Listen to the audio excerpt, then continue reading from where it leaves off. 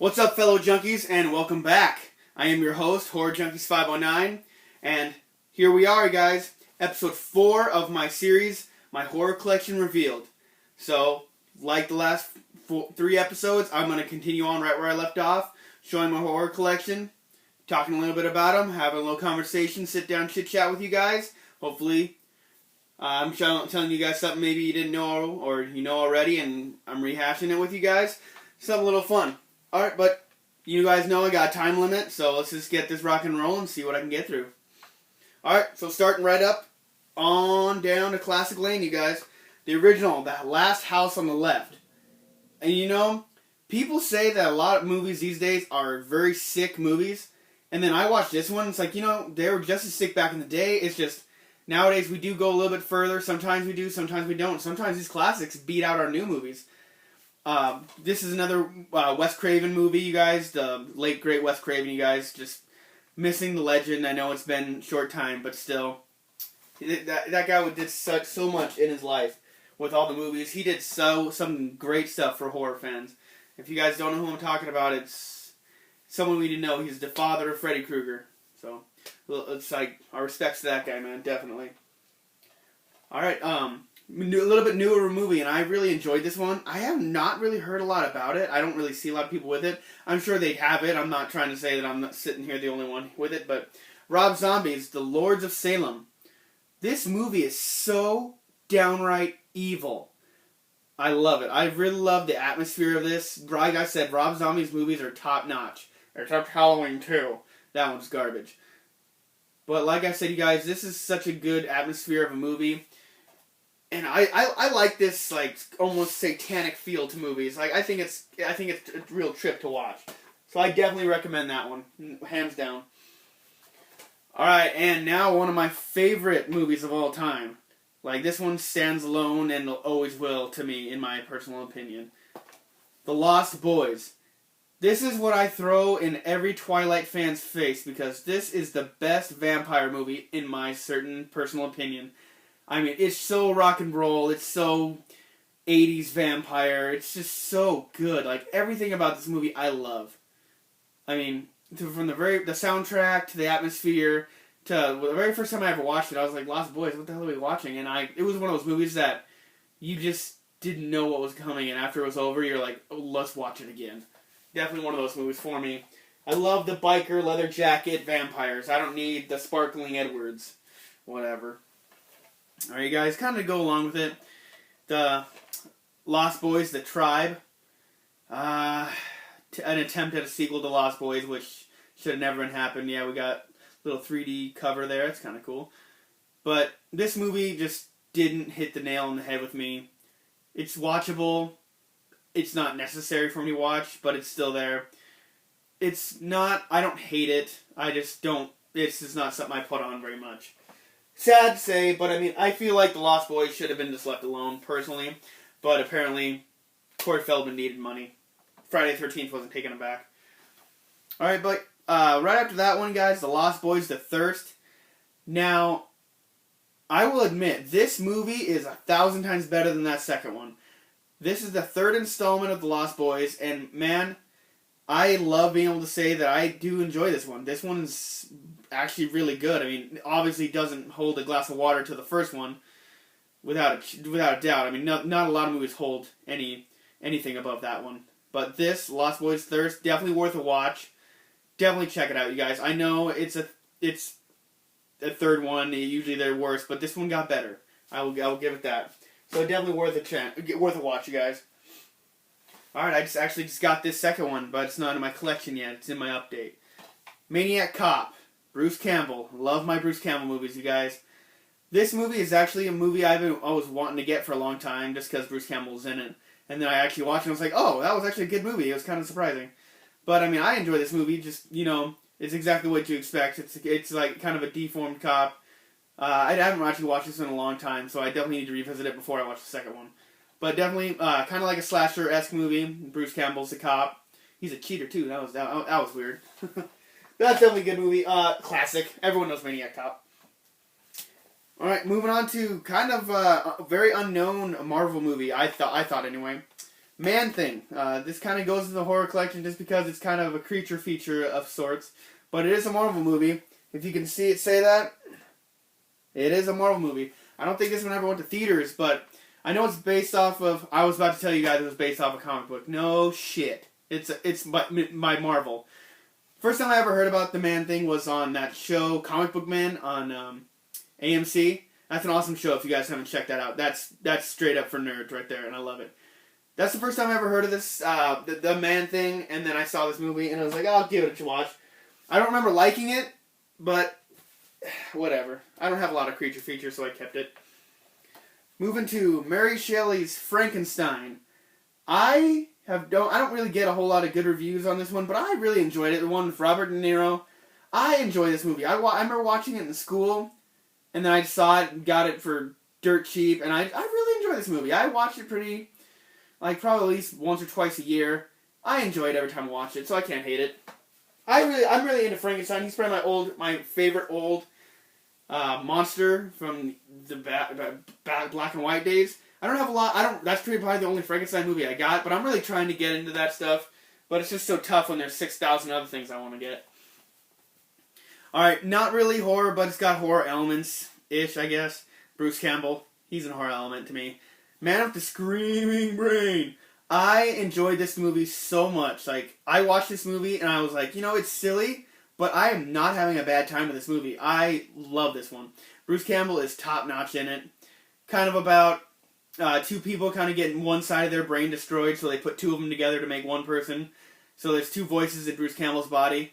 Yeah, very fun, very weird, I enjoy this movie, so if you guys haven't checked it out and you guys are into Bruce Campbell and weird, Man with the Screaming Brain should be on your list, without a doubt. Alright, documentary time, you guys. I hope you guys are into documentaries as I am. This is called More Brains, the definitive Return of the Living Dead documentary. This is not like the other documentaries for all the franchises. This is just about the very first one. And that's what kind of turned me off of it the first time I watched it, but I watched it again recently. And this is a very good documentary. It goes through everything you'd want to know about this movie. I really wish they'd do it like they did the whole series, because I really enjoy that series. I mean, there's some of them that are not good, but duh, it's a franchise. There's always going to be one that's a little lackluster. But definitely worth checking out if you like The Return of the Living Dead. And if you guys haven't seen the first one, I don't know what you're doing with your life. You guys need to figure that out. Alright, guys, coming on down to Blue Underground Alley. All these streets and alleys, I don't know what I'm trying to be here. This one's definitely weird. Mountain of the Cannibal God. If you guys haven't seen this movie, this has some insane sights, visuals, and hell, smells. I'm going to say it because maybe you could probably smell some of the crap going through the screen.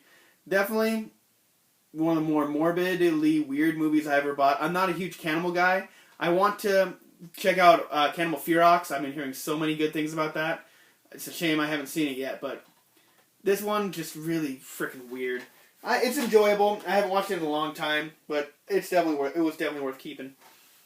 Newer movie, Muck. I bought it because Kane Hodder was in it. He's in it for like 2 seconds, and then there's a bunch of people that look exactly the same, so you can't really tell where he's at. I didn't really care for it when I watched it. It wasn't bad. It wasn't terrible.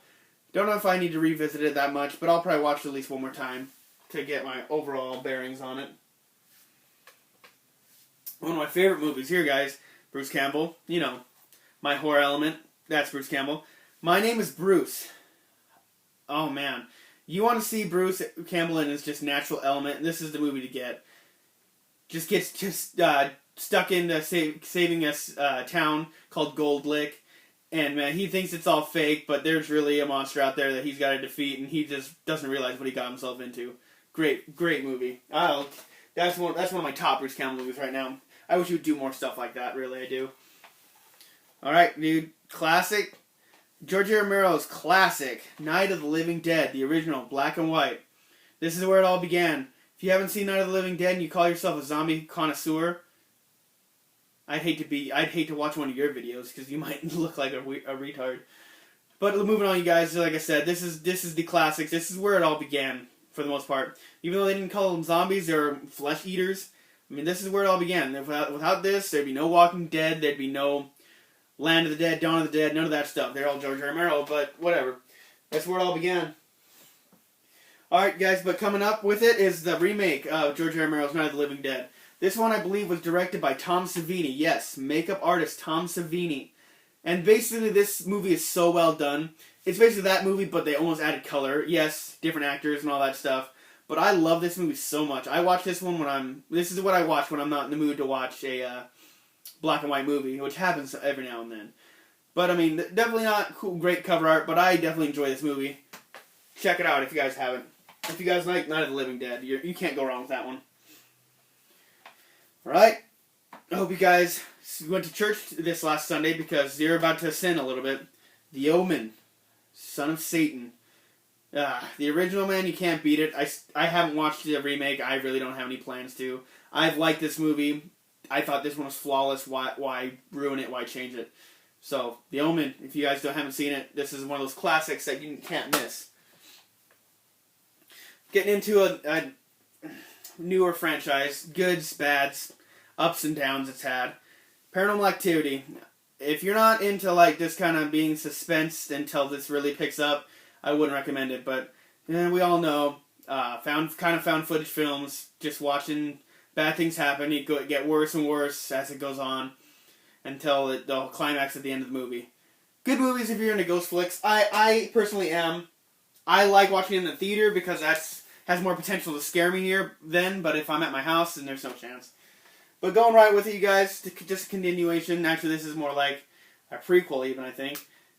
I know, no, it's kind of a mixture. Paranormal Activity 2, just kind of continue on with the girls that we meet. I don't really need to talk about those. Everyone and their mother has seen those movies. And here's a comedy one.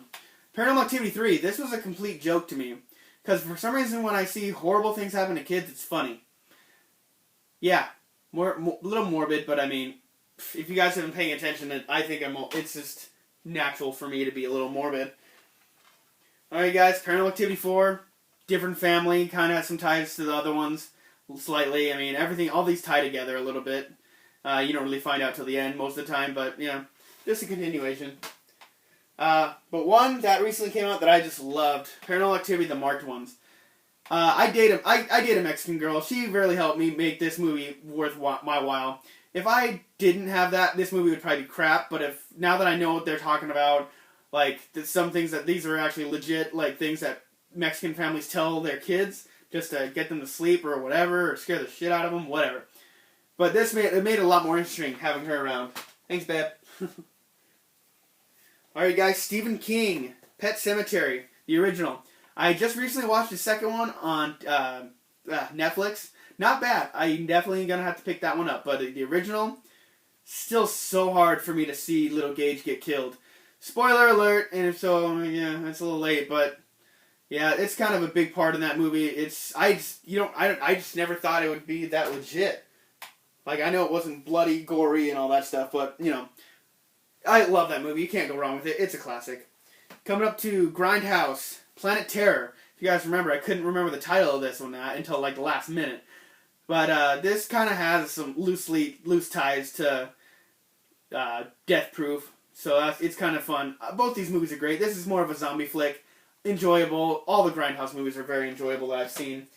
Basically, just those two, kind of. I think there's probably some more of them that I've seen, but whatever. All right, continue on with a different franchise, you guys. Resident Evil. This very first one, how it all started, I enjoyed it. I mean, I'm not trying to compare this to the game. It's a movie to me. I found these very enjoyable. Some of them, not all of them. I've seen every single one of them, I think, and I really enjoyed this first one. I thought it was a very great way to start it out. So then, going with it, Resident Evil Apocalypse. This is just headshot after headshots. These two girls in it are badasses. I like that aspect of the movie, but just kind of a continuation, you guys. I'm speeding up because I'm almost out of time, then I want to get this last one here. Resident Evil Extinction. Not bad. Definitely lacking, worse than the last two, but definitely still worth a watch. I enjoy the Resident Evil series. If you guys want to take it from me, that's fine. I enjoy them. I watch them. I didn't hate them. So you guys, that's episode 4. I probably got maybe 2 left. I want to try and switch it into 1, but that's going to be pretty tough. So this is your host, Horror Junkies 509, signing out. Until next time, you guys.